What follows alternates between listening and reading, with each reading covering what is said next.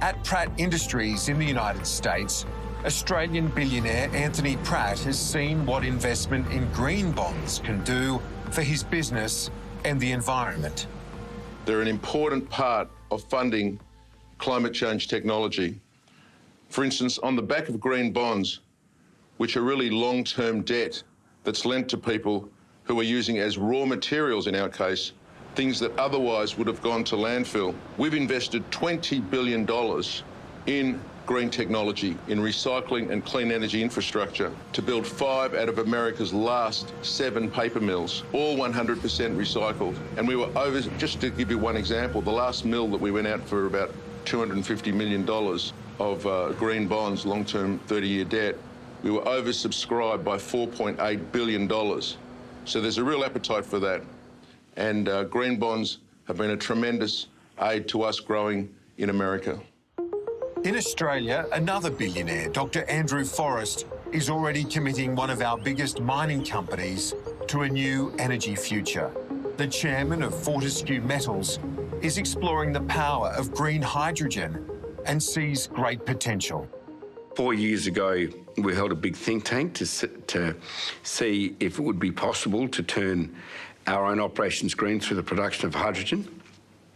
And then last year, I became absolutely convinced that it could be done technically. And so we're now in the middle of transitioning our ships, our rails, our trucks, trying them with green ammonia, with hydrogen fuel cells, and just seeing if we can get this to work at anything like a competitive cost to fossil fuel. We think that it's going to become cheaper than diesel, and we can help turn Australia from being a massive energy importer and coal exporter to a massive energy producer, all green, pollution-free.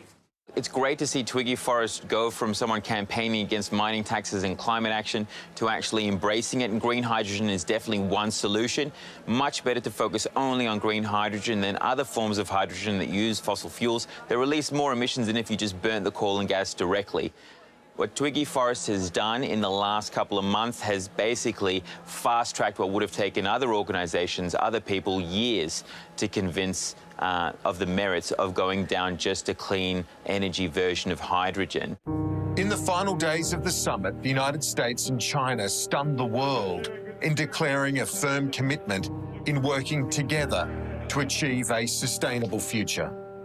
The US-China agreement is a big deal, not just the symbolism of having the two largest emitters, the two largest economies, geopolitical rivals coming together, but the substance as well, focusing on near-term action, what you can do in the 2020s, focusing on methane, which you get more bang for your buck. This is a big deal, and we're already seeing this filter through.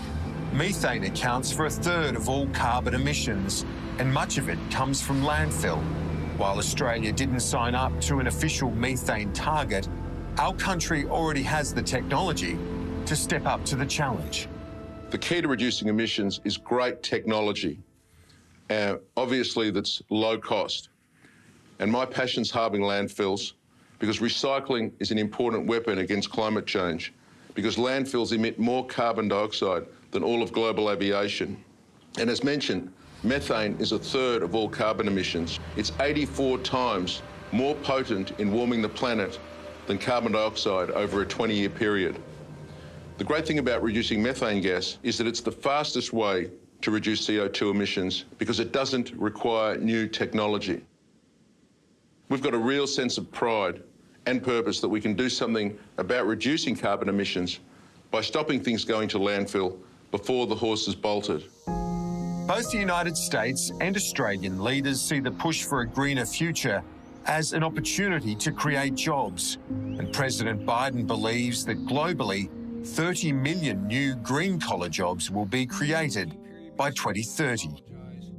Well, I look at climate and dealing with climate change, and I see jobs. Good jobs, economic development and movement. That's what I see. I think that there's an enormous opportunity for green jobs, and we're living evidence of that. As I said, we've invested $20 billion in green technology, and we employ 18,000 people in the course of that. And just to the point about jobs, if you'd have said to someone in 1750 that by 2021, only 2% of the workforce will be employed on the farm, they'd have asked you, well, where are all the jobs going to be moved to? And today, there's a labour shortage, as everybody knows. And so green technology, including from our company, will continue to create great high-paying jobs. The economics of climate action have definitely improved, and President Biden's approach is to exploit the benefits of that green revolution, much like China is doing to some extent as well. The jobs plan is a climate plan, and you're seeing this language filter in now in Australia.